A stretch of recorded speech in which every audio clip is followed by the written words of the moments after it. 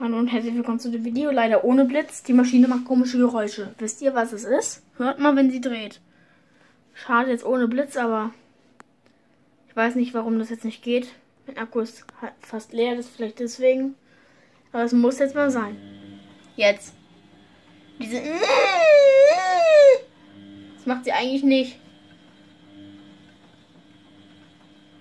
Vielleicht hört ihr es ja.